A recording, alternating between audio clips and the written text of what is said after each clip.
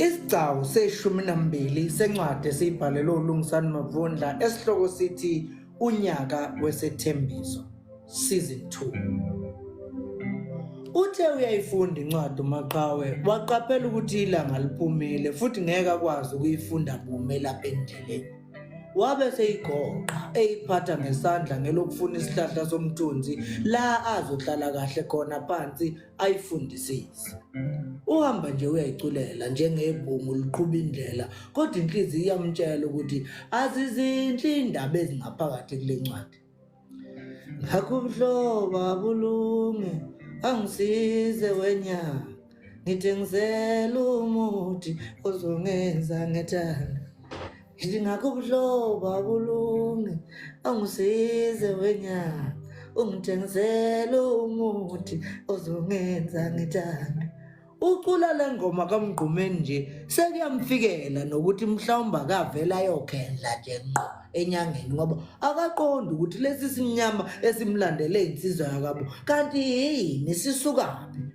Wena nyanga msukudlala ngami ziphi izikhonkwane zothando musudlala ngami wena nyanga usudlala wena nyanga msukudlala ngami miziphi izikhonkwane zothando musudlala ngami. Ahlale phansi aqoshame phezu kwetshe lalingaphansi kwesihlahla somgano wawuseceleni kwendlela aqale afunde. Maqhawe Menziwe, ngibonga kakhulu uthando olungaka. Alivamele bani bambalwa besifazana abathandwa ngohlobo osongibonise ngalo ukuthi uyangithanda. Uhlobo la ngithandwa kube sengazuthi mina ngedwa wesifazana ophilayo kulomhlaba. Uhlobo la sewuzinikele ngisho ukubeka impilo yakhe engcupheni ufe ngenxa yami. Uhlobo la ngisho nesigodi sakini sinqundwa amandla salahlekelwa amaqhawe akini silwele owesifazana umfowabo ababesemkhombe njengozokwandisa isizwe sakubo. Angaze ngilithole ithuba lokukwazisa ukuthi ngisiqonda ngokuphelela isigaba okuso sothando. Ngiphinde ngibonge ngoba siphile esikhathini lesi sigaba sesiyivela kancane. Ukusiqonda kwami lesi sigaba Maqhawe sokuthanda umuntu kusuke ekuthenini nami ngikusona. Isigaba la ngingagcini nje ngalokhu engikubalele khona ngenhla. Kodwa futhi la ngingasenandaba. Ngazi ngami ukuthi uthando ongithanda ngalo lukuvala amadlebe ngalendlela ukuthi awufuni ukwamukela ukuthi ngingebe naso ngisho isilabi sothando lwakho. Ngenxa yokufisa kwenhliziyo yakho indlela ongithanda ngayo yenza ucabanga ukuthi ngiyazenzisa nje kwalesi sikhashana kungekude mhlambe ngizokwephukela.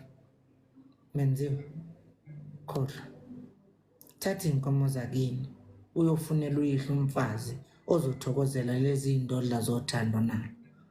Ungowesilisa oqotho kanti futhi angingabazi ukuthi uyoba inhloko yomuzi ekwaziye kwenzayo.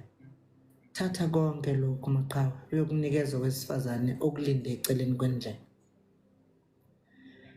Yize ngiqonda futhi ngimukela kodwa iyodwa kuphela into engingayithandi ngothando olukhulu ongithanda ngalo.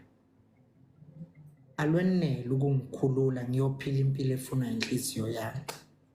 Lulukhulu lunjalo kodwa luncane ukungivumela ngilandele imizwa yami. Lwehlulekile lwakuphendula isilwane owawungeyisona ngeinsuku zakho zokuqala. Oh, yaka ngiqala ukukubona.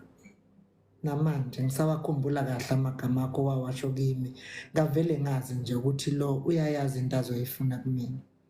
Inhlungu yami yaba sekuthenini kuphela angeke uyithole ngoba seyithathiwe. Ngangengithule ngikulalela ukhuluma amazwi amtoti azwezayo ngibe buhlungu emoyeni ngifisa sengazuthi ngabe ubuwasho kothile ongakaza wezwa. Maqhawe hamba kehle ngoba mina ngikho futhi ke angikho angisatholakala. Ningangibheki ningangifuni ningalu namuntu. Uma kukhona umuntu ongihlomekisile njengoba ngiqile nje ekhaya nenhliziyo yami ngakho ningabulali umuntu lanele leli gazi selichithekile manje. Phezani manje ngalezi inquke nezinkubele nezikhipha ngenxa yami. Ningabe nisashisa imizi yamuntu. Ngihambile. Ngwanhliziyo ngisi. Ayigoqa incwadi ayifake ephaketheni, aphefumulele phezulu ecabanga. Asukume ahambe hubo. Wezinsizwa nophelela hamdiya, anophelela hamdiya, anophelela hamdiya, mbulumbulu ham. Wezinsizwa anophelela hamdiya, anophelela hamdiya, anophelela hamdiya. Uyathubeleza manje amabombo wabhekise kwela kube emgazini. Uhambe ishwebe isikhwili sakho ujulile ngomcabango.